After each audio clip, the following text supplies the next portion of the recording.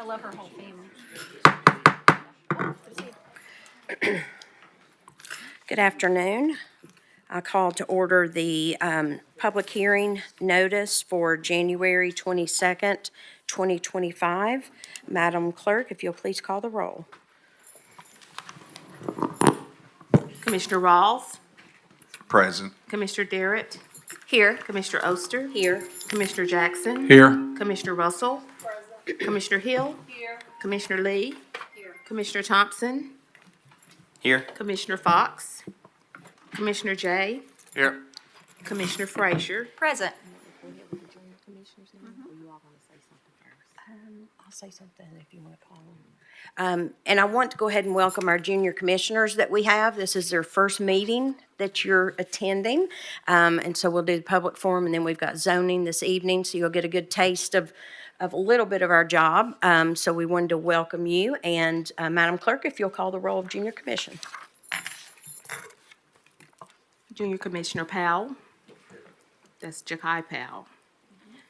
Junior Commissioner Audrey Zanders. Here. Junior Commissioner Estella Tarbox. Junior Commissioner Kaya Patel. Here. Junior Commissioner Shylin Whitcomb. Junior Commissioner Pierce Brazard. Junior Commissioner Olivia Price. Here. Junior Commissioner Jackson Kingsford. Here. Junior Commissioner Charity Davis. Junior Commissioner Olivia Graves. Present. And Junior Commissioner Matthew Greenwood. Present. Thank you, Madam Clerk. We will begin with public forum, and our first speaker is Doug Carter. Mr. Carter, if you'll come to the podium, you'll push the button so it'll turn red, and then if you'll give your name and address for the record, and you have 5 minutes to address commission.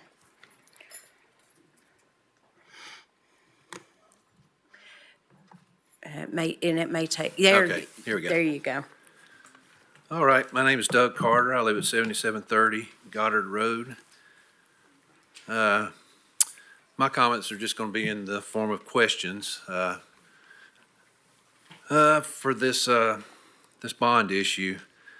My first question is, why is the county involved in a bond issue with a company that has a current net worth of $47 billion?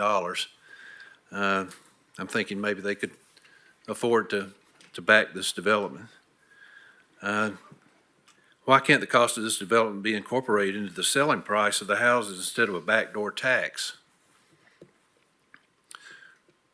Why does the county have to be an enforcer of this plan, including collecting the tax, issuing liens for failure to pay, and generally having to handle this whole deal for 20 to 25 years when the developer heads to the next project with no worries?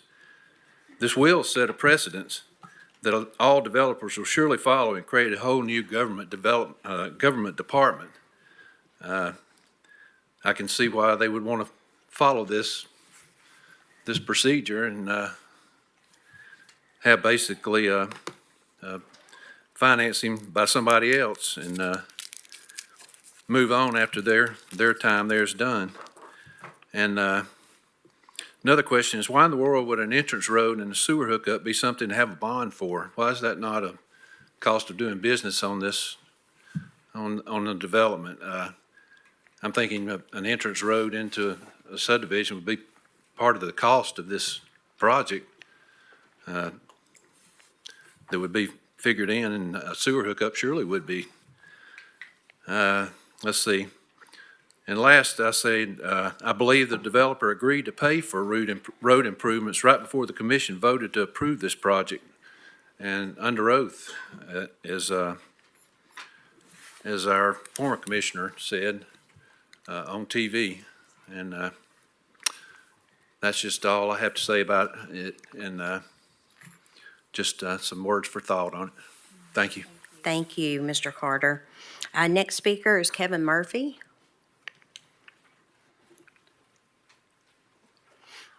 Mr. Murphy, you know the drill. If you'll state your name and address for the record, and you will have 5 minutes. Thank you, Madam Chair, Lady. Kevin Murphy, 4508 Murphy Road. Having a developer applicant be able to pay for infrastructure is something that the Planning Alliance has been asking for a long time, and that's a good aspect. But as we started looking at these applications, and we've discussed this in our own board meetings, and we've really gone around and around, and these are kind of a gray thing. There's some good that happens, but there's also some possible downsides. I'm going to talk a little bit about that in general, and that might frame some discussion and thinking for you on this particular application. So infrastructure that's put in off-site, whether it be widening an existing road, adding turn lanes, extending sewer, water. Some of those projects, those happen within existing right-of-way, existing county property, and so the impact is fairly minimal in terms of land. Some, though, will require acquisition of additional property or of additional right-of-way. And it's important to know that if you have a community that's out there today, they've got their homes, their businesses, and everything. They're kind of set up, and then we come in and we say, oh, well, we just, we got a special tax assessment. We're not paying for all this infrastructure, but we're going to have to acquire 30 or 40 feet of your front yard for a road widening. That is I'm pretty sure that those homeowners are going to see that as a negative impact caused by this by this infrastructure expansion. A similar thing comes when funds from ERITA are used for extending sewer, and then through extending that sewer, it runs along the road. Our utility companies, they have requirements where if a customer is within X number of feet of that sewer line, they are then required by law to pay to connect to that sewer line. So that's a cost of thousands to tens of thousands of dollars, and then decommission their existing septic system. That sure isn't, nobody's reimbursing that homeowner for the cost of them hooking up to the sewer. So in that case, when you have, we can look at these kind of assessments as great. We were able to get a way to pay for these improvements that we know that we need to accommodate this new development. That's fantastic. But in the process of that, all of the people that are out there already today just got hit with a sewer connection fee. So I want you to think about that, and maybe you can look at it and ask some questions on this one. Will sewer be extended? Are people along that sewer extension going to have to be connected? What's that cost going to be to them? What kind of right of way is required for the proposed infrastructure? What does that look like? What's that impact going to be? So some food for thought. Thank you. Thank you, Mr. Murphy. Next speaker is Jeremy St. James. Mr. St. James, if you'll just state your name and address for the record, and you'll have 5 minutes. Yes, Madam Chairwoman. My name is Jeremy St. James. I live at 7512 West Martin Mill Pike. I recently heard about this from a WBIR Facebook story that there's going to be a roundabout going directly in front of my home. I'm probably sit about 25, 30 feet from the road on Martin Mill Pike, so I'm right up on it. And I had to hear this from a Facebook story, and knowing that these homes they're planning, I mean, living as long as I've lived, being a taxpayer out there in Knox County, knowing the infrastructure we currently have, not only am I opposed to this roundabout going directly in front of my home, so I have a carousel, while my wife and I sit on the deck that I spent money to build her because she wanted to be able to sit outside, we'll have a nonstop merry-go-round of traffic outside our house all day. And there's how many proposed houses, going in here, that 350? So let's do 2 cars times 350. Maybe some houses have 3 cars.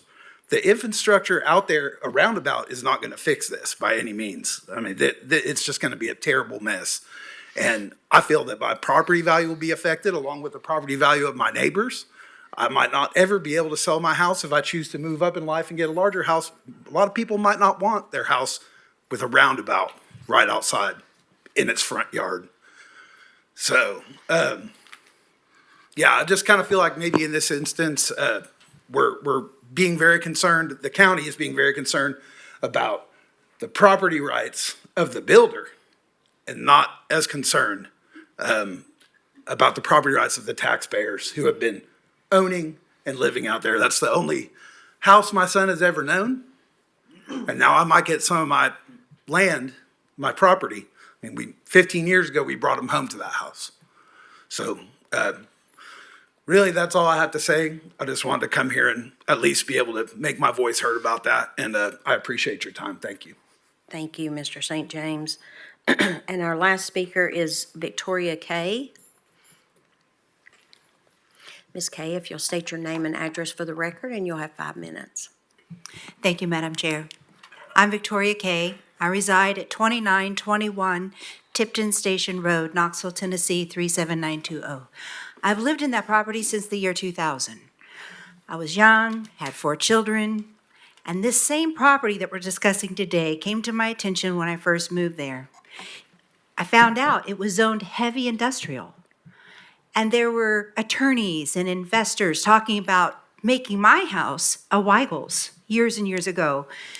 And we were able to successfully, at that time, politically change the zoning from industrial to ag. Now it's ag. It's been rezoned to residential. But now this many years later, you know, we didn't have the internet back in the year 2000 that was readily accessible. We didn't really understand the environmental impacts of TNT.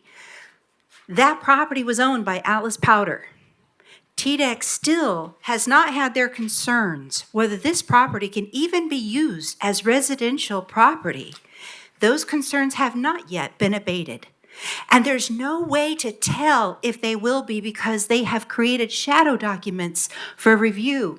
So the developer will never have to fully submit anything that we can get to. You as a legislator or me as a citizen, none of us can access by public records the environmental phase 2. None of us will ever know. There's been no accountability. This was passed, let out the gate. Now we're here having a hearing. To me, this conversation is premature. I know that this tool was approved by the state Senate and in Nashville, Tennessee last spring. They paid for some lobbyists to get it passed. It's an interesting tool. But in my opinion, this is the wrong place, the wrong time, and the wrong time to have this conversation. We need to first find out, can they even use this property for residential use? I say we could table this conversation until we know for sure that they have complied with TDEC's concern about TNT contamination on that site. Who wants to see 400 families who buy in there face the environmental impacts of the toxicity that could be in that ground and in that water? And if they start shifting that soil and it leaches down into the groundwater, you are right there next to Stock Creek, which is a navigable waterway regulated by TVA. You all are the ones who are responsible for our safety. You all have so much capacity to change our lives and to safeguard people. And I really hope you take that powerful position that you have I just really hope you respect that and you really think about the future inhabitants of this county and what that could mean. I just think this is way premature, like I said before. And this discussion really, I think, should be tabled for this location. Thank you. Thank you, Ms. Kay. That concludes for public forum. I would like to ask staff or the applicant, there have been some questions posed and some statements made, if Director Snowden or if the applicant would like to address any of those. I want to give you all the opportunity. If you will state your name and county of residence, please. Good afternoon. Barack Saltzman, live in Knox County. Business address is 1431 Centerpoint Boulevard.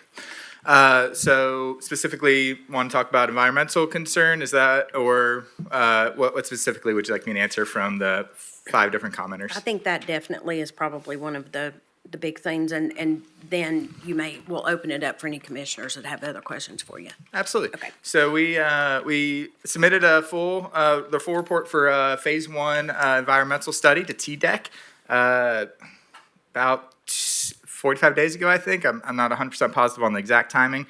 At that point, TDEC reviewed it. Basically, their only concern was the report didn't go back at as many decades as Atlas had owned the property. So they asked us to take that historical context in consideration. So we went ahead and moved forward with the phase 2. The phase 2 has actually been collected. We don't have the finalized report just yet. We're actually hoping it'll be delivered today or tomorrow to our corporate environmental folks, but I do have an email from Friday at about noon from the project manager at APTIM, the environmental organization that does the study. And he shared, "Good morning again, just received the lab results and there are no detections of any analytes above the laboratory's method detection limits. I still need to conduct quality control on the data and prepare a letter report, but the initial results appear favorable." So once again, don't have the full report that I can share. Unfortunately, Commissioner Fox, I know you were asking for the report last time I was in front of you. I've been told by my legal, corporate legal arm that I'm not able to provide that to anybody except for an environmental organization like TDEC. So that's where it has been referred to TDEC, and they fully analyzed it, and they'll be getting the full phase 2 as well. But unfortunately, I'm not able to provide it for myself. In fact, they didn't even let me have the full report in my hands because I probably would have brought it for you to read. But that's the reality of working for Fortune 200 right now is I don't have the save for everything. But that's the reason I have not been able to provide that report to you. Perfect. Commissioner Fox. Thank you, Madam Chair. What is the basis for withholding, to your knowledge, for withholding the phase 1 report? So it's proprietary information, first off. So basically the request with TDEC was to make sure our proprietary information was protected. And so, and once again, I'm not a lawyer, so I don't have all the exact right terminology there. But basically, the context I received from my corporate entity is there have been times in other states where even where we've released a clean report, it still is misrepresented in a plaintiff's case against the company. And so our corporate arm doesn't want to just provide stuff that could be used for baseless litigation against us. Is there any particular legal privilege that you're aware of that is being interposed? Or is it just, we did the study and we don't want to release it? I mean, there was a request. I can probably look up the documentation. I think I do have a case number or something like that, but once again, so my emails on my computer, my phone only goes back 30 days, so I can provide to you what the argument was. But yeah, there is Tennessee state law that protects a company in this circumstance. Now, we were shared from TDEC. We were the first ones to ask for it, but we're also one of the few public builders in the state of Tennessee. okay, so there's a statute or a regulation. Okay, yeah, I really appreciate you providing me with the citation for that. I'll write myself a note and get it to you tomorrow. Is that all right? Thank you. Yes. Thank you. Commissioner Jay? Thank you, Madam Chair. I have a question for Director Snowden.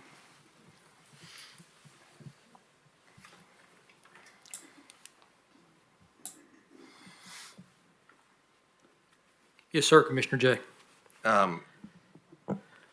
Ultimately, as a legislative body of Knox County, when it comes to land use or development of land and anything related to environmental, our governing body is TDEC. Is that accurate? That is correct. We, per our stormwater ordinance, we do issue grading permits, but those permits are codified on what's called a notice of coverage from the Tennessee Department of Conservation. So we cannot issue a grading permit, nor would we allow these folks to disturb that land out there until we receive confirmation from TDEC. Okay, so our go, no-go, or green light or process is dictated by TDEC as a governmental agency. We don't accept, even if somebody did their own environmental study and gave it to us and said it was, everything was great, we don't do anything until TDEC does their due diligence with the landholder, correct? That is correct. There are some agencies that are what's called qualified local programs, that do their own permitting, but in our case, we defer that responsibility to TDEC and then issue a grading permit once TDEC has concurred with whatever reports that the applicant submitted to them. Okay, so ultimately, we won't, until TDEC gives us a report, it doesn't matter the process of what's going on. I mean, you may still want to know the case law, but we're essentially not going to do anything with or without TDEC giving that green light. And what is the process if they don't, if they issue a report that says, sorry, we have issues, what happens? Or if they say yes, what happens? Yeah, if TDEC, it does not grant them a construction general permit due to whatever concerns are in reports, then we cannot issue a grading permit, so they can't disturb that property. Obviously, if TDEC does concur with the report and issue a construction general permit, then we will still review what's called design plan, which we want to make sure it's in consistency with our stormwater regulations, minimum subdivision regulations, as well as all our ordinances and policies and procedures. And then only then, once TDEC has approved it and we've done a thorough review of their design plan and coincides with our ordinances, will we grant them a grading permit for then to begin the clearing and grading of the land for the project. Thank you very much. Thank you. And Director Snowden, would you state your name and Sorry about that. Sorry about the feedback, too. Jim Snowden, 205 West Baxter Avenue, Senior Director of Engineering and Public Works. thank you, sir. Commissioner Durrett. Thank you, Jim. Don't go too far. As in, turn around. Thank you, sir. Yes, ma'am. Director Snowden, one of Mr. St. Clair mentioned a roundabout, and I know we have talked about road improvements. Can you explain how the particular road improvements that will be implemented were decided upon? So, like, for instance, how did we come to the conclusion that a roundabout would be necessary? Sure. Yeah, I'd be glad to, Commissioner Durrett. Yes, as part of their concept plan submission to Planning Commission, they submitted a traffic study from a professional traffic engineer, and they identified really two off-site improvements. They didn't necessarily need, or there was no improvements warranted at their entrance where it adjoins Tipton Station, but there were issues with the need for a southbound left turn lane on Maryville Pike onto Tipton Station Road. And the state, the Maryville Pike is State Route 33, so the state controls that facility, and they did concur that improvement needed to be completed as part of this development.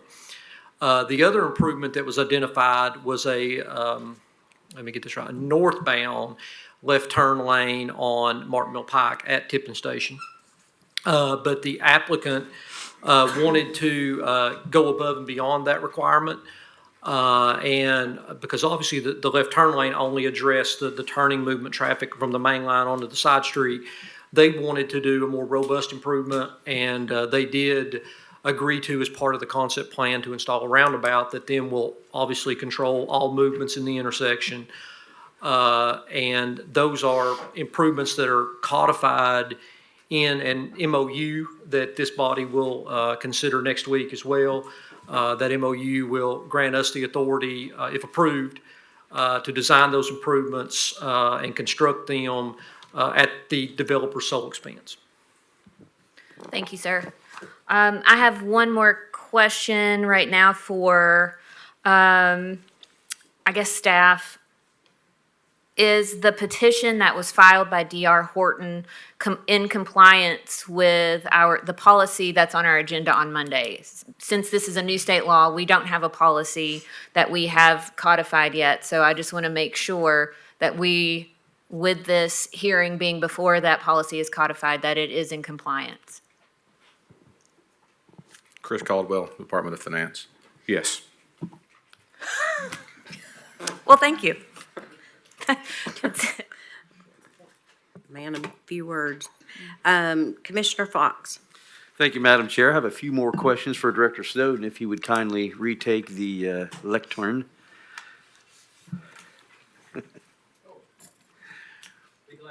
Fox. How can I help you, sir? Well, I would like for you to discuss the details of the roundabout. You know, and just for the benefit, so everyone can hear context, I had a meeting with concerned neighborhood advocates on Saturday, and then I followed up that meeting with a meeting yesterday with Director Snowden and staff. And one of the main concerns about this roundabout was the subjugation of one resident's property rights versus another. In other words, when this zoning was first considered back in June, I guess, or July of 2024, it was not brought to the attention of any of the residents who would be affected by this roundabout that, hey, you might lose your property rights in order for this person to exercise their property rights to the level that they desire. And so they weren't even really brought into the conversation. I mean, they knew that there was rezoning, but rezoning doesn't mean that your property is going to be taken away from you. So in the course of our conversation, of course, you discussed the impacts that you thought this would have, and it really alleviated some of my concerns. And I would like you to just relate what we talked about. Sure, be glad to. Yeah, anytime we design an infrastructure improvement, we want to limit the impact to the citizen. I mean, obviously, we want to do that as well as make it as most cost effective as possible. And in, you know, when you construct a roundabout, unlike a turn lane, where a turn lane, you pretty much build it on the existing alignments. You widen on both sides of the road, and you kind of impact people on the left and right side pretty much equally. That's what you want to do. In a roundabout, it's a little bit different because you think about the constructability of a roundabout. It's hard to kind of build a roundabout and keep traffic going in the intersection. So really the only way to do it is to close traffic in the intersection. Well, intersection like this, we really can't do that. You know, it's busy, we got to keep traffic moving. So what we would want to do in this particular instance, and in most instances, is we need to move that roundabout off alignment, essentially off the existing area. And we also want to, one of the gentlemen here might have lived on Goddard Lane. You know, Goddard Lane, anybody familiar with that community? Goddard Lane comes in at a really, really tight spacing. So there's really several things that we want to fix with this roundabout. There's a horizontal curve along Tipton Station that's problematic for us. You know, there's a creek that runs right up against the road there. There's a lot of people that run off into that curve. So there's some horizontal design issues there. There's the spacing issue, as well as just the turning movements. So what we feel like, and obviously we don't have a design done yet, but based on past history and my knowledge of what we would want to see, we would actually want to move that roundabout into, I guess that would be the northwest corner, away. The gentleman that spoke, I looked up his address, kind of actually away from his parcel or property, to allow for us to build it essentially off a line to where the bulk of that infrastructure improvement could be done, to where the folks going through the intersection don't have impacts and delays and things like that. So based on our design thought processes, we believe that that would limit obviously the exposure for him. Now that does put the roundabout onto another parcel, but that's what appears to be a vacant building. It's not a home, so that, from my perspective, that would be what we would try to do to limit the impacts to this individual's home, as well as solve some of those transportation issues that we see going on out there today. Okay. Now, if a left turn lane was built in that spot instead of a roundabout, would that still result in the taking of that property that has that kind of old store that's now a garage or a warehouse? It would, and it would, once again, on those, when you widen for turn lanes, you want to widen on both sides. So it's a possibility for the gentleman that spoke and his concerns that with that scenario, he might even receive more impact that versus the other, because you do want to essentially widen on both sides, because your taper rates get shorter, and it's something that really for us, with that stream being so close to, that turn lane's a big challenge for us. So I think the roundabout is a lot really a better improvement at that location.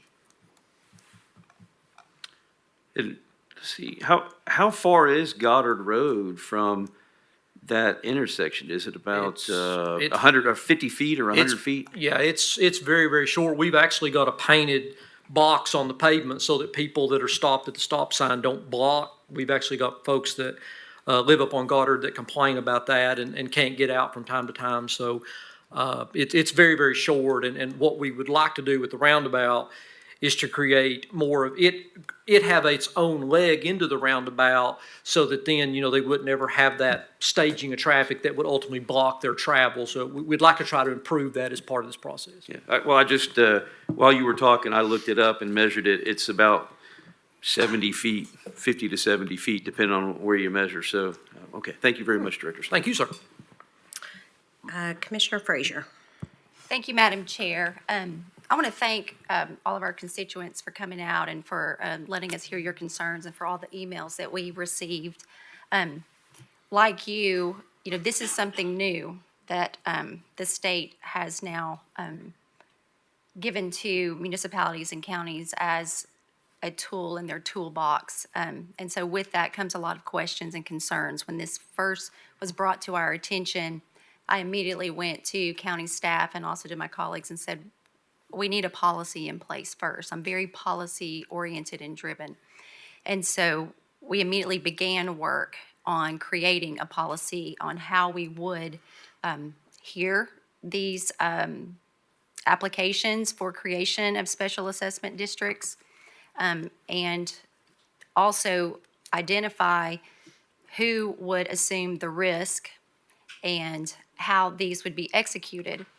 That was very, very important to me, especially to protect the citizens of Knox County. And in looking at this, I want to say I appreciate everyone's questions. It's funny because many of the questions that you had for us, we have expressed to staff. I've probably spent the last couple of weeks hounding them to death, asking some of the same questions. So on that, Director Caldwell, if you would speak to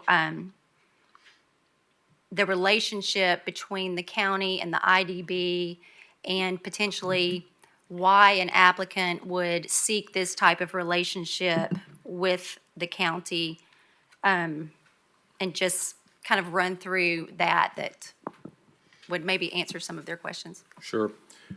So ultimately, as you had mentioned, the state passed this policy and, not a policy, but passed this, what I would call tool to put in your tool belt related to growth in your community this past spring. And so as we worked on a policy, the one thing that we wanted to do was to make sure, like we do with a lot of things, is use the county IDB to run all bonds through. So the county IDB will issue revenue bonds. And tell folks what the IDB is. Knox County Industrial Development Board.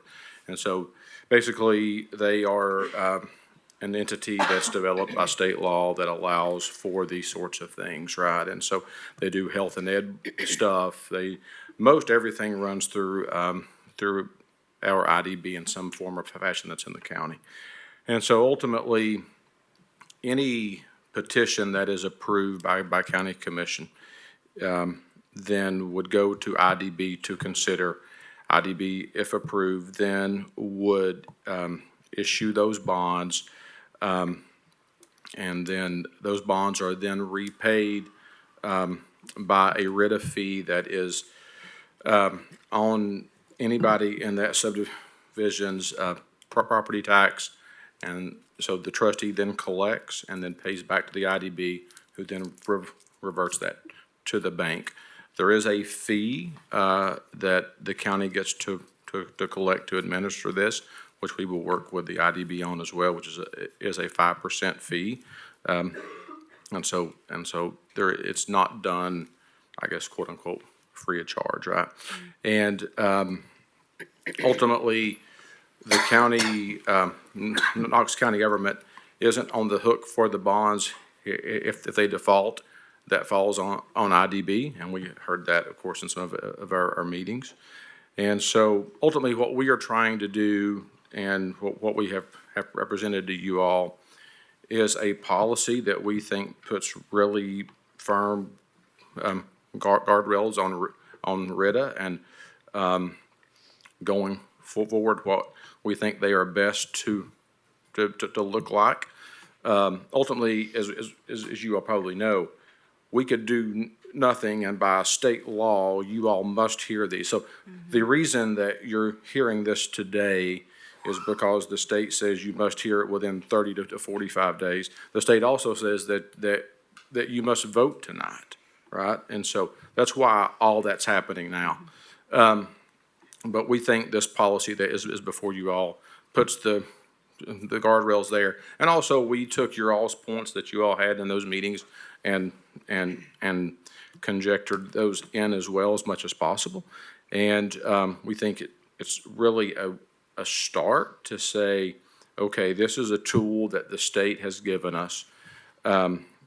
If you all do approve this petition and approve the policy, then going forward, we'll see how that's administered. You can always tweak it and make changes to it if so desired. And if we get down the path and you don't like them, you don't have to approve them. But by state law, you always have to hear them. And so what I would say is this, is as you consider this petition tonight, keep in mind that on Monday, you will be voting on a policy and an MOU. Everything that is in their petition adheres to our policy. There may be some conditions that you all have talked about that we can go through. But ultimately, what we wanted to do, like we have done with TIFs and pilots and things like that, that are other tools that we use, we wanted to set a policy. And so what you will consider on Monday is that policy. And we appreciate you all bringing that and also your input as well. Thank you, Director Caldwell. And so to those in the audience and those who have sent us emails, and also to my colleagues, in taking into consideration a lot of these questions and concerns that I even have, that we're hearing an application before we have voted on a policy, I want to bring to you all for consideration several amendments or contingencies on approval of this application. I have worked with the law department. I have worked with engineering. I have worked with finance and the applicant on these. And so I would like to read them to you. I feel like they would strengthen that guardrail a little bit, and hopefully it will address some of the things that you all are concerned about too. So by state statute, it says that we can approve this with amendments. The law department has stated that conditions can be considered amendments to the approval of the creation of a residential infrastructure development area. So what I would like to offer for consideration are these conditions. One, approval is contingent upon the approval and adoption of the Knox County policies and procedures relating to the consideration of petitions for the creation of infrastructure development districts. That means if we don't approve and adopt the policy next week, we go back to the drawing board on this application. Two, approval is contingent upon the successful execution of Knox County Engineering and Public Works policy and procedure for land acquisition for the agreed-upon infrastructure improvements. This will address their concerns on the successful acquisition of land. If that is not successful, we will have to revisit. Commission will receive quarterly reports from Knox County Engineering and Public Works, working with the applicant and the Industrial Development Board on the progress of the project until all lots are platted and final inspection is complete. This will give us kind of periodic updates on this process and our policy and how it's going, so that we can make amendments and changes along the way if we need to, If we hit any bumps in the road, we can address those. Because this is so new, I feel like it's important to open that line of communication so that we are given updates. Everyone has agreed to that, and I think that's just a good standard of measure. And the last one, approval is contingent upon results of the TDEC Phase 2 environmental study that it meets and complies with Knox County codes as determined by Knox County Engineering and Public Works. That will address the environmental study. So if the environmental study comes back and says, you can't build on this, we're back to the drawing board. So that is what I would like to offer up as conditions, should there be a motion to approve. Thank you, Commissioner Frazier. Commissioner Hill. Thank you. Brock, could you come to the podium for a moment, please? Thank you so much. If this fails tonight, this RITA part of this, yes. What does this kill the development? Does this kill the deal? Will you be coming back with another? The likelihood is it kills the roundabout, because the roundabout is Understand. a win-win that we tried to negotiate with commission and staff. So it probably kills that. Does it kill the full deal? I'm not positive on that. You know, we feel that the petition's in line with the policy, and there's no reason I see not to approve. So really haven't run down that pathway. But if for some reason it didn't, if the deal didn't work for us at this point, the zoning is 4 units per acre on the front 85 acres, and it's agriculture on the back 70. In theory, this property could be sold, and instead of it being the 340 homes that we have approved concept plan on, somebody could, in theory, build the 340 plus 70 units on the agricultural ridge that we want to put in a conservation easement. So there is risk there, and actually there's risk, in my opinion, to the feel of South Knox if every single one of those trees on the ridge get cut down by a different developer. All right, so in effect, if this is not passed tonight, what I think I hear you saying is that at D.R. Horton's discretion, you could certainly still come back because of the zoning and just build with whatever conditions we might put on this. But as you said, undoubtedly probably would not extend to the roundabout because it's not connected, so to speak, to the development.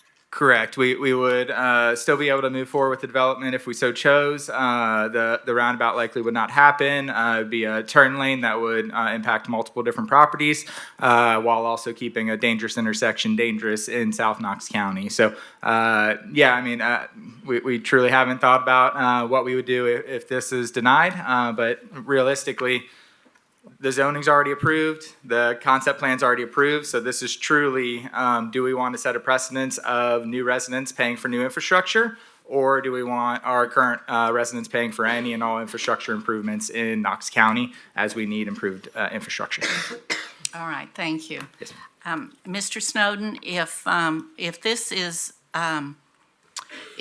not approved and Mr. Horton or any other developer were to come back and because the zoning is already set on this property, come back with a development, I know that we could certainly require that they put the turn lanes in, directly in front of the development. Would it be likely that these other road improvements would be done through Knox County as like the roundabout, the additional road improvements? Is that even in your plan in the next 5 years or 10 years? They're not. Obviously, the one road to the west is the state route.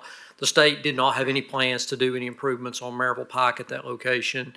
And unfortunately, we didn't have any plans for any improvements to the intersection of Tipton Station and Martin Mill where the turn lane or roundabout would go. All right, so at some point in time, because the zoning is there, someone is going to come in more than likely and build homes on that. And without this, then road improvements to Maryville Pike, or that intersection would not be a part of it. Is that correct? That is correct. Absent this development or another, I don't foresee in the short term any improvements to those intersections. All right, thank you. Thank you. Thank you, Commissioner Hill. Commissioner Durrett? Thank you, Madam Chair. I would defer to Commissioner Thompson since he hasn't spoken yet, unless he would like me to go ahead. Very nice of you. Commissioner Thompson? Thank you. No, I appreciate the courtesy, but I'll let Commissioner Durrett go first. Okay. Thank you, Durrett? Commissioner. I just have one question, and it is for D.R. Horton. Commissioner Frazier gave us a list of 4 amendments or contingencies. If those are included in the motion tonight, would you all be in agreement with those? In principle, yes. The question mark that I have is if a policy is not approved next week and if the policy remains outstanding for months or longer, that obviously creates uncertainty for us. So, but assuming that, they're all intents and purposes is to pass policy this month or next month, there's no substantial delays for us at that point. And then, the point on the environmental is just a little, it's in line with what the planning commission approval was on the concept plan. So it's a little bit redundant, but happy to agree with it on both if needed. We have no concerns. Okay, thank you. Commissioner Thompson? Thank you, Madam Chair. Mr. Salzman, hold one second. You said, so if this is not approved tonight, the likelihood is you'll probably develop the front part and leave the ridge. Now, you said the back part of it is still ag. Is it still zoned to ag, or has that been rezoned for? It is still agricultural at this point.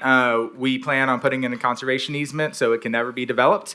But we do not own the property yet. It's contingent on the litigation that was filed against the rezoning being cleared up. So we don't own the property yet, so we have not implemented any conservation easement.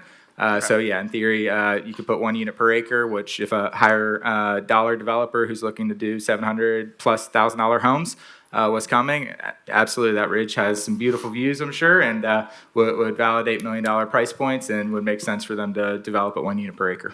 Okay, all right, thanks. So if any of that was to be developed larger than 1 unit per acre, that would have to come back before us for a rezoning to go anything larger than ag. Otherwise, it would be one unit per acre on those, and of course, hillside protections and all that stuff would apply in there as well, correct? I believe so. I don't deal in ag development typically, so I don't know all the policy on that. But I did forget to answer a piece of your question. We could still move forward with developing the 340 on the front section north of Stock Creek.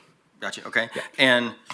And I guess per an email that you all sent, this is basically like an $82 million project in grand scope, I think roughly somewhere. Yeah, somewhere around, cost should be somewhere around that 82 million. I don't remember the exhibit on the back end of the petition 100%, but that sounds about right. Gotcha. And then the road improvements in the roundabout, roughly $6 million.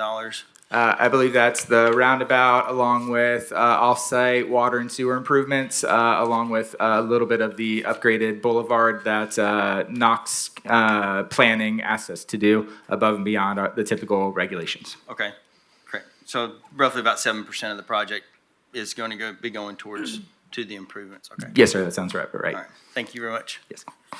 The Director Snowden, if you wouldn't mind, I had a question for you, if you wouldn't mind.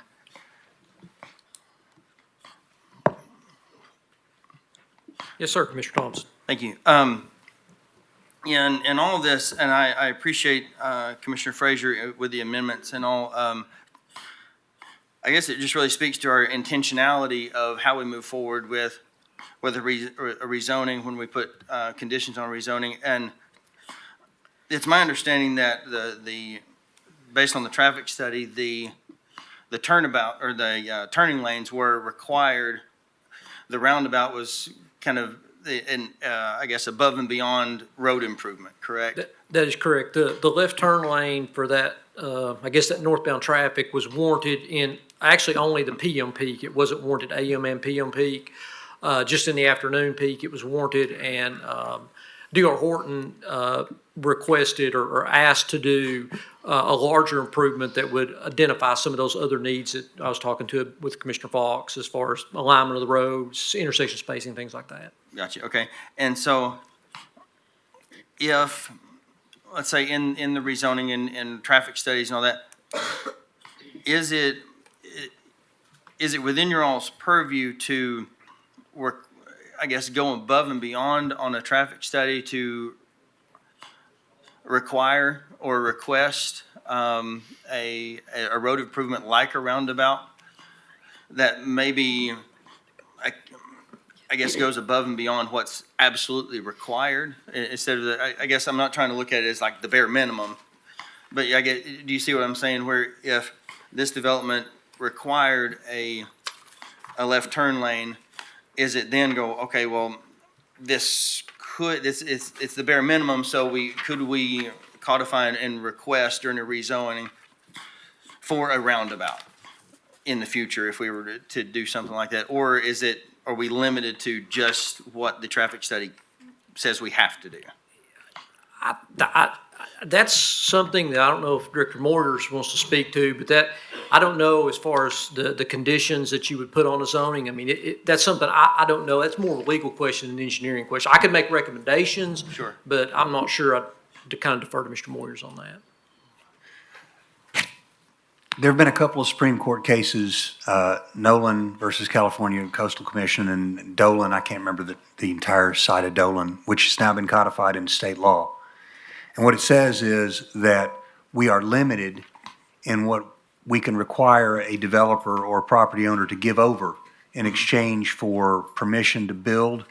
It has to be basically the minimum that the impact would require. It really ties our hands in terms of what we can require of developers. So if a traffic study says a left turn lane is required under the Nolan-Dolan, but by the development itself and under the Nolan-Dolan law and previous Supreme Court opinions, we could probably require some of that infrastructure to be done. When you talk about going beyond what the traffic study says and says we want you to pay for that too, that's when you start running into problems. Okay. So I think it would be problematic under the current state law. Okay, sure. Thank you, Director Snowden. Director Caldwell? And while Director Caldwell's coming here, Commissioner Frazier, I had a question. The amendments that you just mentioned, would they be applicable to the policy as well that we're considering on Monday? I will be bringing the amendments that are very similar to Okay. the policy when it is time for us to hear and review and consider the policy. Okay, thank you. Director Caldwell, with the IDB, I understand that the county itself is not, I guess, on the hook for the loan, correct? Correct. But it's the IDB who's assuming the risk. That is correct. And so the ballpark figure is $6 million for the road improvements that we'd be taking out the loan for, correct? That's correct. And any idea what the rough estimate on interest rates would be on that? I do not know what typically the IDB gets on interest rates, but my expectation would be it's because it's tax exempt bonds. They are at a little bit of a lower rate, which is what is advantageous if you're D.R. Horton. So it's less than they can borrow from. So that's why it's advantageous. Okay. Would a 5% be I would say safe? 4 to 5 probably. That's just a guess. Okay. And then you said the county gets a 5% fee or something that goes to help engineering and the trustee's office for handling the money and things like that. So we're getting an additional 5% as well, correct? And that's what is codified in that state law as well. Okay, all right, and so if we took the six and I just want to make sure I've got my numbers correct because I trust in the conversations we've had, you are much smarter at this than I am. Don't bet on that. But if you had $6 million and you had 343 houses spread across, that's roughly $17,400 some odd dollars per homeowner, per property. If, we've been talking about $1,000 annual assessment for 20, 25 years, whatever it may be. If you did that, then with a 5% interest rate and a 5% paid to the county, that's basically an effective 10% interest rate every year. Am I correct? Is that? We're not getting Jared we're not taking 5% on top of the loan 5%. No, they're paying that 5%. So in their, in what goes, if I'm wrong, stop me, but I think what goes to the IDB is the amount of the road improvements. I think what is agreed upon on the front end is the 5%. Yeah, so basically that $1,000 per home per year. For the $1,000 per home per year, $50 of that 1,000 stays with the county. $950 goes to the IDB for debt service. Does that help? So of the 1,000, you have the 5% that stays with the county each year. That $50 that stays for each home with the county to pay for the assessor, and some of that actually does not go to engineering. We're paying a separate fee to engineering to support their staffing needs in order to get this done. And that's in the MOU that you guys will see next week. And then so it's $950 of debt service per home per year that goes to pay the bond with the IDB. So that would be what you would put into your financial model for that piece of it. So essentially, out of only $50 of the 1,000 is coming out to the county. Correct. So Per year. where does the interest Per year. Go ahead. per year? And so the interest does not accrue to, I mean, typically a loan would have interest on it. And so the loan's in the actual bond that the IDB is paying. So it's kind of like if you had, it's like a mortgage for a house today. There's a property tax amount that goes to the county, and then the rest goes to the mortgage company to pay off the mortgage. So it's that very same concept, except smaller dollars that we're talking here. So, but the property tax does not get built into the mortgage rate for the mortgage on the home. There's kind of this separate debt service that it's paying, and that's at that 5%. Over that 25-year loan, but that's after the dollars leave Knox County and go to Knoxville IDB to pay the bond to whoever the bondholder is. Gotcha. Okay, so we're looking. Okay. Sorry. Hold on.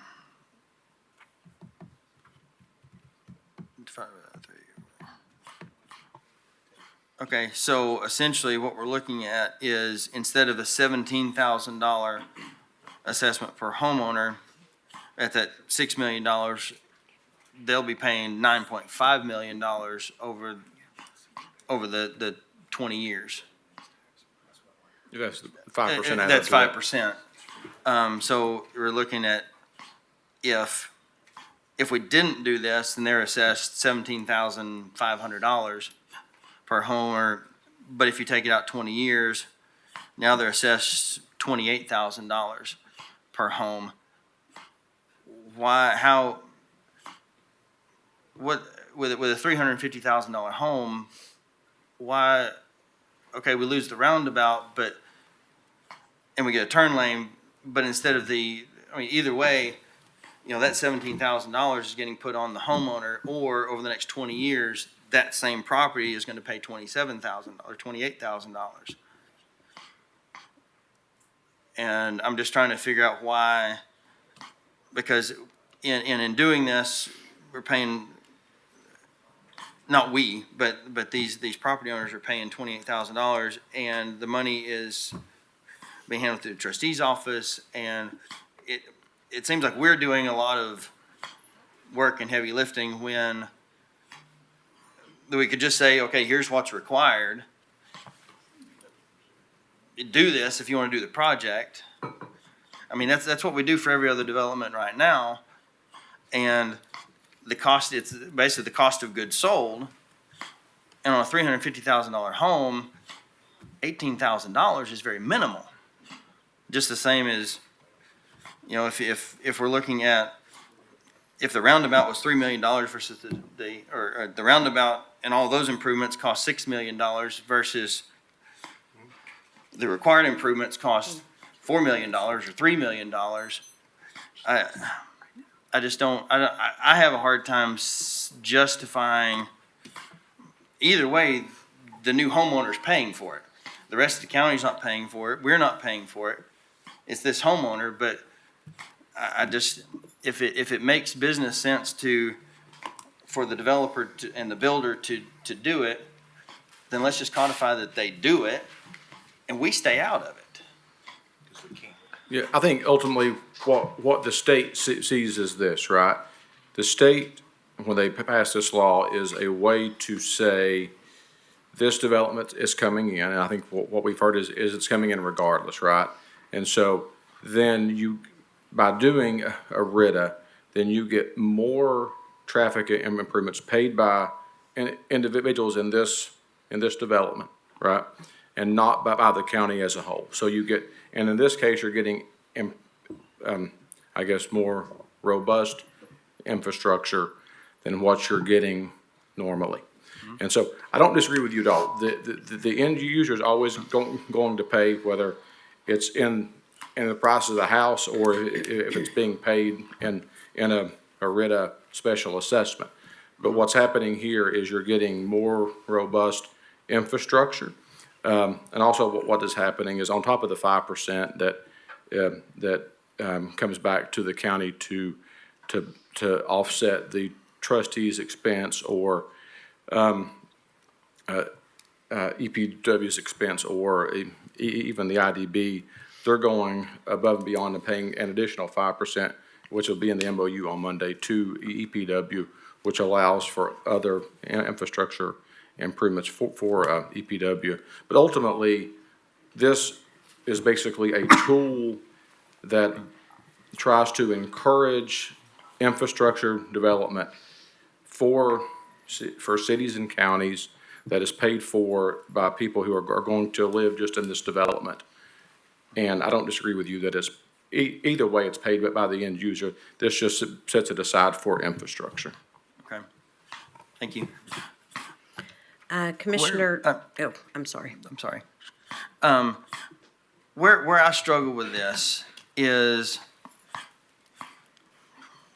in this particular case, and Mr. Sullivan and I, we've spoken, and you stated, you live in Knox County, you're from Knox County, and I think I appreciate where he's coming from in offering an extra, I guess, an upgrade in some infrastructure. But separating you from the company D.R. Horton is I can see where at the state level, after meeting with lots of other counties and rural counties where they are really lacking and they don't have the infrastructure base and the financial base to do these road improvements. If a developer comes in and says, hey, we will upgrade, and in some cases, I guess, hold out a carrot and say, hey, we're going to do these extra above and beyond things, and we're going to assess our residents for this. You're not going to have to pay for it.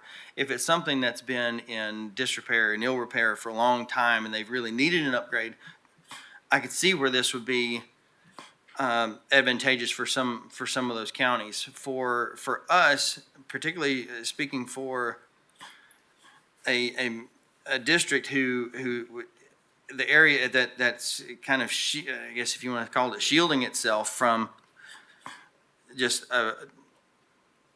rapid growth, is a lack of infrastructure. Because just like when we went through Advanced Knox, if there wasn't sewer, it didn't get in the planned growth area. If we had sewer that were in all the way down Washington Pike to Coreyton Road, that would all have ended up in the planned growth area because utilities and infrastructure was there. My concern, because, and I'm fully in support of a policy. We need a policy that's more, has more protections in it than what the state passed. My concern is that as we open the door for this, because, state law states if a petition's filed, we have to hear it.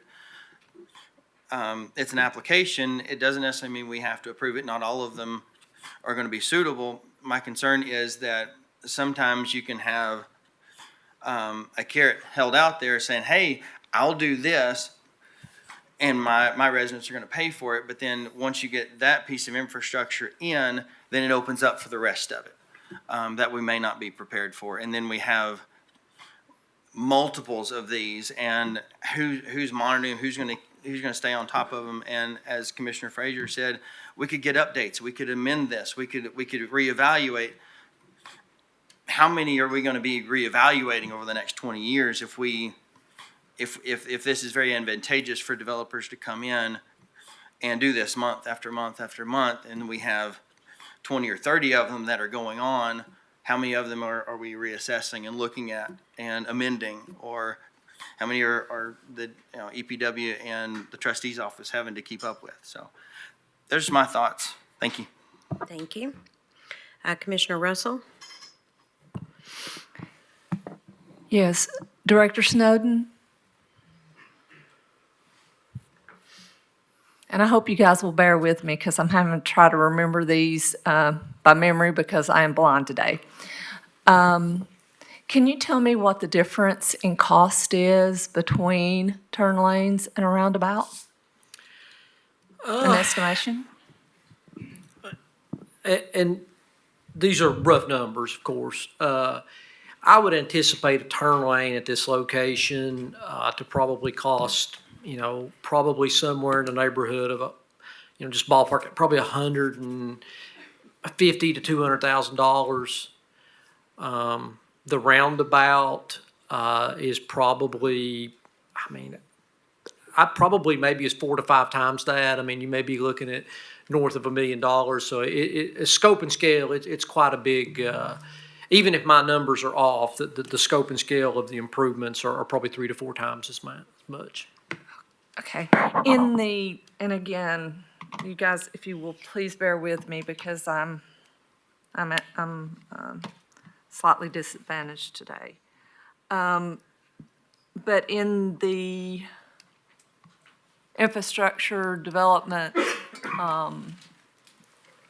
packet that we were given, it is showing that the off-site road improvements are approximately $3 million. Is that? Yes, ma'am. And that includes the turn lane at Maryville Pike as well. Obviously, without a design plan, I wanted to make sure that estimate was very conservative. So that's why that estimate's probably a little higher than what I've discussed there. But certainly wanted to make sure our costs were accounted for. Just without any design plan, it's hard to make an estimate. So we did add quite a bit of contingency on that. And those road improvements were required by the traffic study, except for the roundabout? Yes, ma'am, that is correct. Okay. Yes, so, and again, I'm not able to use a calculator, and I'm doing this by the memory of what you told me, but so if it's 4 times as much and it's 200,000, we're talking a difference of about 600,000 we're only talking 600,000 that is above what's going to be required anyway. That's correct, ma'am. It's a sizable number, yes, ma'am. Okay, so about 600,000.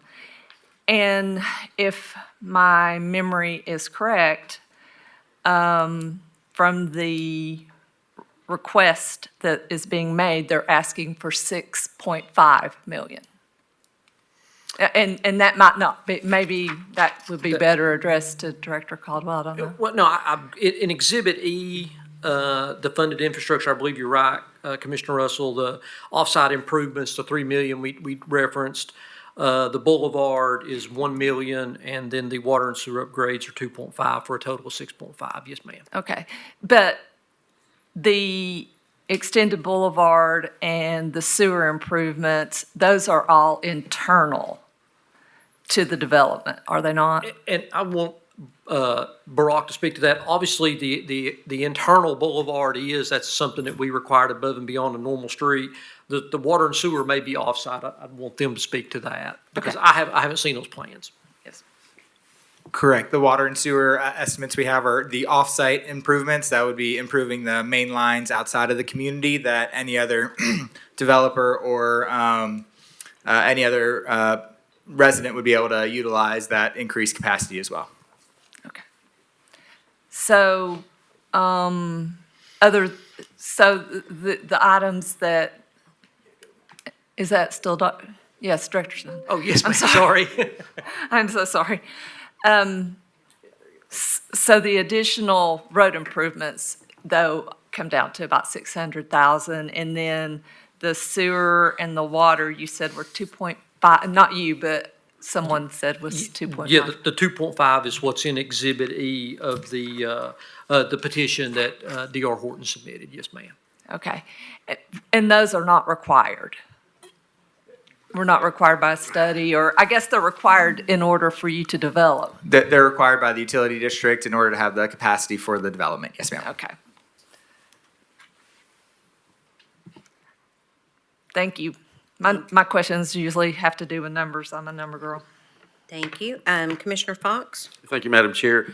I would like for someone from the neighborhood to come up, maybe Mr. Dykes or Mr. Carter, because I have just a couple questions. And I'd like to talk to Mr. St. James as well, if we can have a dialogue, if you're willing.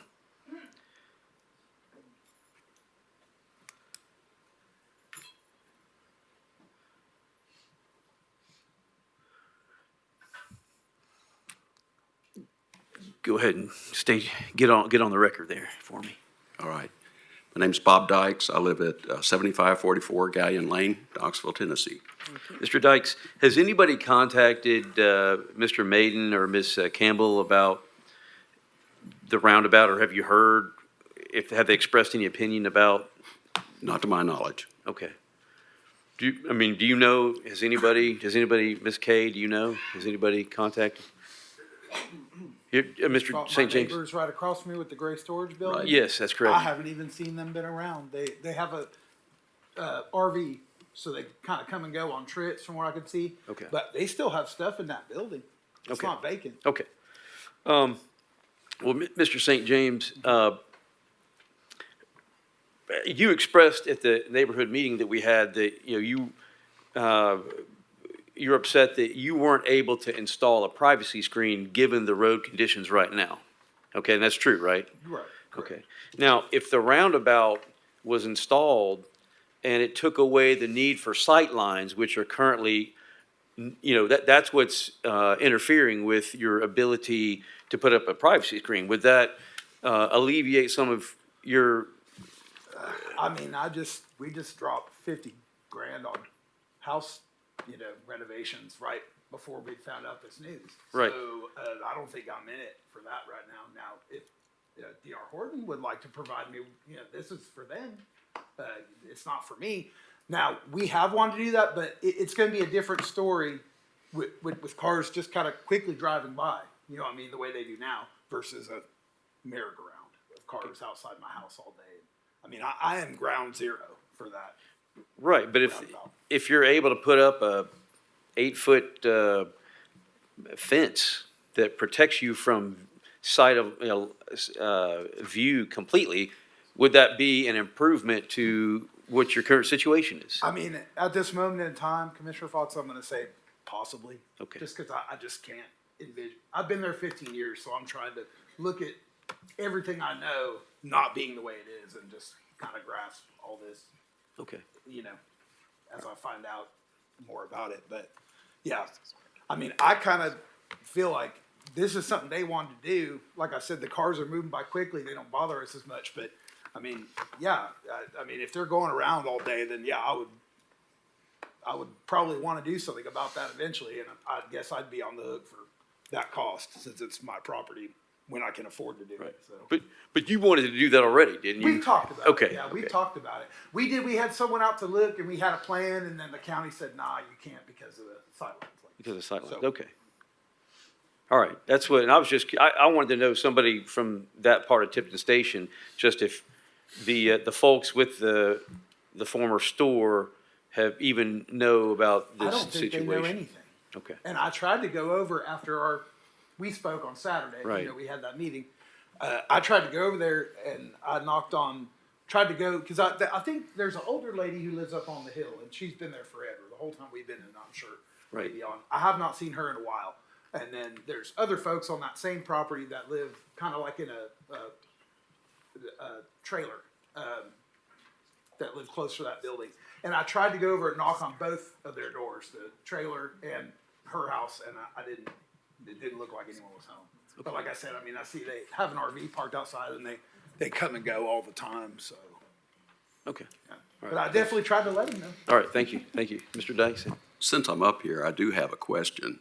And I think Director Snowden may have mentioned something about turn lanes. Turn lanes at the end of Tipton Station. But now I'm curious, since my property is directly north of this property on Tipton Station, a very narrow 2-lane with no shoulders, 3,800 additional trips, according to the traffic study. Will there be turning lanes there at the entrance to the development? I haven't heard any comments, anything about that. I was also curious. All right, we'll ask representative of D.R. Horton to answer that question. I don't believe so. Well, that's gonna be a mess. Mr. Director Snowden?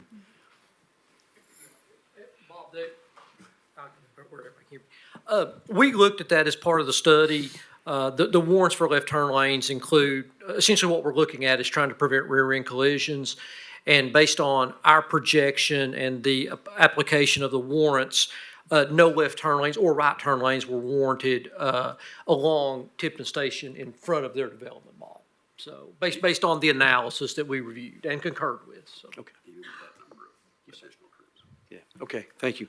Well, Madam Chair, I don't know if you're looking for a position statement from commissioners at this time, but I do want to make one before we have a vote. Go ahead. Go ahead? Yeah. Go Okay, ahead. well, here's first of all, the way that I view this particular issue is that the zoning itself, which actually took place before I took office, was done, and I actually attempted to undo that zoning. People called it unprecedented. So I don't think anybody can accuse me of welcoming this development into South Knox County. But that's a bridge that has already been crossed and can't be recrossed, as I see, unless TDEC says you can't build here. So I then have to move forward with that being the new paradigm that we're faced with, and determine what I think is in the best interest of South Knox County.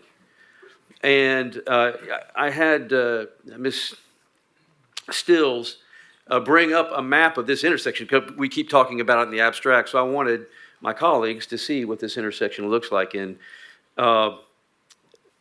the Goddard Road is the road that goes south, I guess, or downward. Tipton Station is the road that kind of goes west to east.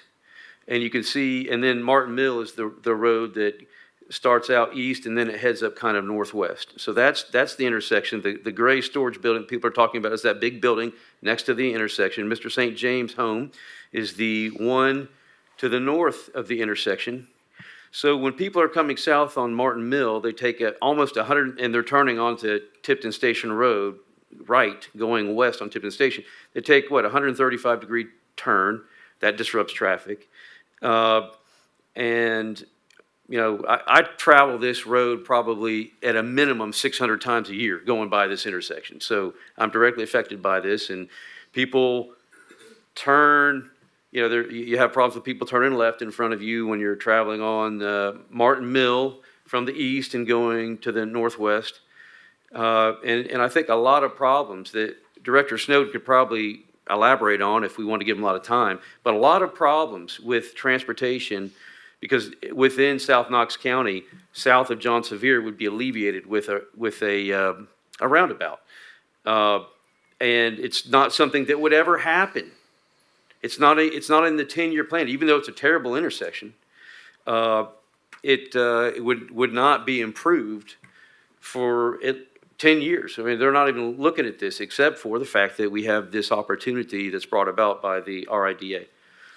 So, I am, and I've gone back and forth on it, and I even as recently as Saturday, I was like, I don't know about this thing because of the impact that it would have on Mr. St. James' property. But then as I talked to Director Snowden, he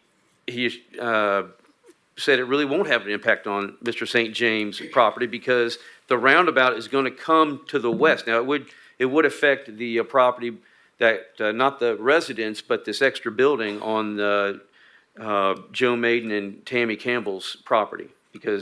But either way, that's going to be taken. It's either going to be taken by a left-hand turn or it's going to be taken by a roundabout. But Mr. St. James' property would largely be unaffected because of that stream that goes down that Director Snowden is saying, we got to stay away from that stream. That just brings other complications. So to me, this is from the perspective of somebody that opposed the development, but that, it was given to me that in that manner. This is like making lemonade out of lemons because that will serve Knox County well to have that roundabout there. It will correct just an awful intersection. And as far as because the development's a done deal, I'm trying to see what will best serve the citizens of South Knox County since they are having to put up with this extra housing density. I did want to address Commissioner Thompson's point. The $17,000 versus somebody paying $28,000 over the course of a period of time. The $17,000 for most people would be wrapped up in a mortgage, so they'd be paying interest on that and probably at a higher interest rate. Now, I'm curious though. I wonder if we could give the opportunity of people who buy their house for cash, if they could just outright pay their portion of the. All right, you want to address that? If that's okay. Yeah, certainly. So yes, the legislation does allow for that. However, from a property assessment perspective and from a real estate transaction perspective, you have some that have been paid off. Let's call it 5%, 10% that have been paid off out of the 340. You're a lot more likely to have a realtor who doesn't appropriately represent that property as well, or a title company that misses it if you do have kind of pockets within the district. So my 2 cents from and I'm not an expert by any means, but from a property assessment perspective, it's going to be that much more recording, that much more documentation, that much more tracking, that much more expense for the county if you do allow the one-off payments. But it's obviously up to you guys. I believe the law allows either direction. It is municipality specific. Okay, thank you. But ultimately, I want, in a very clear way, for the cost of this new development and the impact it's going to have on the community to be passed to the people who necessitate the improvement. And this RIDA, to me, is the right way to do it. So I'm going to be supporting this initiative. Thank you. Thank you. Commissioner Frazier. Thank you, Madam Chair. I forgot to ask a quick question, and I don't know if there's really an answer, Director Snowden maybe, or even Barack, but is there a way that we can actually mitigate the unintentional impact on residences regarding the connection fees required with the sewer expansion?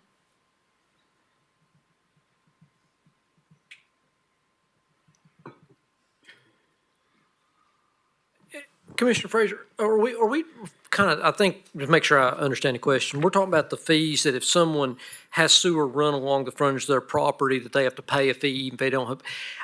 I've actually talked to several utilities. That's utility per utility specific. So I would need to talk to Scott Prater, the general manager out there. I've asked him that question. I don't know specifically, but like I know some utilities charge it, some don't. So I think it's actually based on the utilities policy internal more so than any kind of regulation that I'm aware of. And if I'm not mistaken, the homeowner can actually request to be exempt from that fee because it was not their choice to run the sewer line. Is that correct? Do you recall that? I feel like there was an out for residents who this Yeah, impacted. I know that some utilities charge it regardless, but I know there are some instances, and I don't care. I mean, I can reach out to Scott Prater and find out, but I'm wanting to think that, and I hate to speculate, but I do believe that I don't think they charge it, but I can verify and let you know. Thank you, Director Snowden. And then, yes, So just a point of clarity as well. So with or without the right of petition, that water and sewer needs to be upgraded either way for the development. So it's not within the petition. And I believe the line's already there. I think we have to pay for an upgrade to the capacity to that line. But once again, I'm not 100% positive. We haven't fully run down those designs yet. Obviously, we're still very much in the infancy of the project as we just got concept approval about 30 days ago. like Commissioner Fox, I didn't have the opportunity to vote on this because I was actually out of town, or I would not have supported the rezoning or the level of density. So like Commissioner Fox, I am trying to, as you put it, make lemonade out of lemons. My final comment or question is to the applicant. You mentioned that you want to put the 70 acres that's zoned ag into a conservation easement. Would you be willing to include that as an additional condition? I believe we actually already agreed to that with the rezoning application and the concept approval. However, I don't know legally if we were to walk away from the deal, if another developer has to follow through with what we committed. But we've actually already committed to it, I think, both in the rezoning and the planning concept. So that's a yes? Sure. Okay. Commissioner Russell? Yes, thank you, Madam Chair. I like to explain my vote, especially when I am voting against the recommendations of the commissioner in the district. Commissioner Fox and I generally somewhat agree on everything. But I do plan to vote against it primarily because I feel like that in this instance, if I remember my math correctly, there is only $600,000 worth of road improvements that are being added that would not be required anyway. So we're giving a $6.5 million loan and only getting $600,000 worth of improvements that would not have been required of the developer anyway. As an accountant, the math doesn't work for me. Thank you. Commissioner Jackson? Yeah, I just wanted to just reiterate that, we're not voting on zoning tonight to my fellow commissioners. I mean, everything is already in place. What we are voting on is how to fund the infrastructure, including the roundabout. And there's really just four input costs to a development. You've got the cost of the land, you have the cost of the soft costs, which is architectural and engineering. You have the hard costs, which is actually putting everything in, and then there's the developer's profit. So it's those four things that go into a subdivision.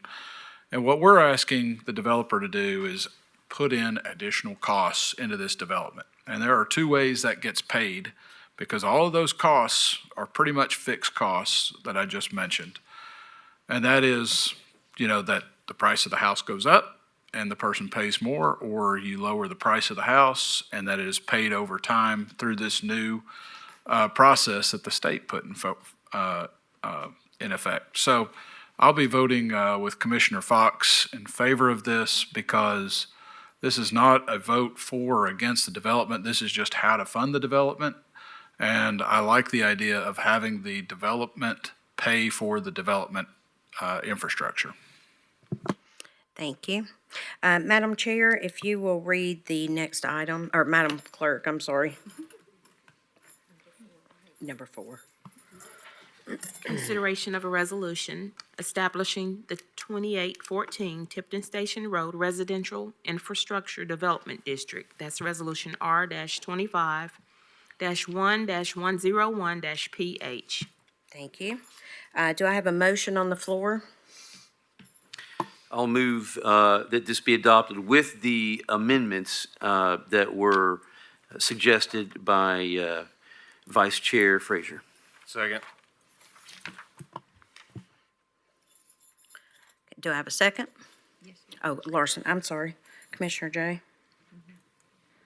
So we have a motion on the floor by Commissioner Fox with the amendments by Commissioner Frazier, the motion to approve with 5 conditions. And we have a second by Commissioner Jay. All in favor? Aye. Aye. All opposed? Nay. The ayes have it. Just one nay, just Commissioner Russell. Thank you all. We are going to start zoning at 6, and I apologize for the people that are here that was starting at 5, but as you can tell, this ran over. So it gives us time to switch over from one meeting to the next. So we will be in order at 6 o'clock.